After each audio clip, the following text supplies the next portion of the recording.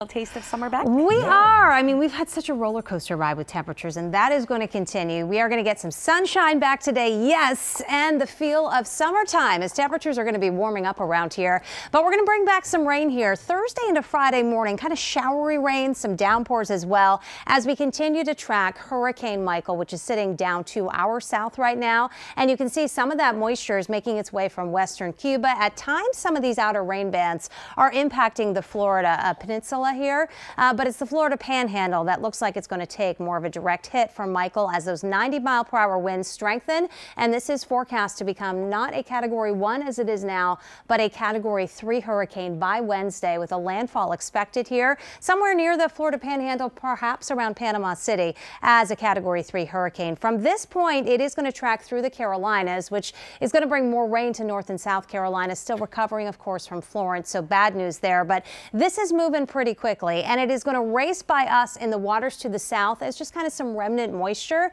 as we get into the day on Friday. And at that time, we may still have some lingering showers here, but the worst of the rain is going to stay down through the southeast from Florida and Georgia up into the Carolinas, where there are flooding concerns and more than 6 inches of rain possible. Here locally for us, we're talking about perhaps an inch or more of rain at the end of the week, and not just coming from Michael. A lot of it's going to come from a frontal boundary out ahead of that. This morning, the radar is pretty quiet. We're not seeing those widespread patches of drizzle we have had the past 24 hours, but we do have a lot of low cloudiness out there this morning. And so it's a murky start. Also areas of fog. Worcester, visibility a half a mile, it's just a mile in Lawrence. So the fog really most prevalent north and west of Boston this morning. And the temperatures are running either side of 60 degrees right now. But to our south and west, it's in the 70s already this morning. And this is the air mass that's going to work on in as this front lifts northward. We are going to warm things up today, so you want to dress for temperatures in the 70s this afternoon. And although the clouds may persist through mid to late morning,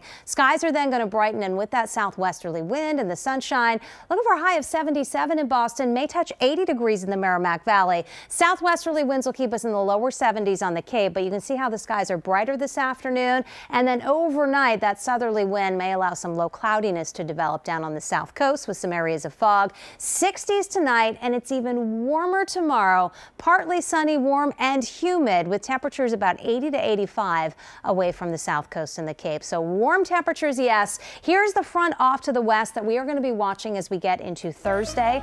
And it is that front that is going to bring some heavier rainfall in as we get into Thursday, particularly the afternoon and evening. And then here come the remnants Thursday night of Michael getting absorbed into this frontal boundary and racing by, especially over southeastern Massachusetts early Friday. And then that's it. Behind it, cooler, drier weather is going to settle in for the weekend. In fact, look at that, only in the 50s with sunshine on Saturday. We may actually have some frost around here by Sunday morning. So some of the coolest air of the season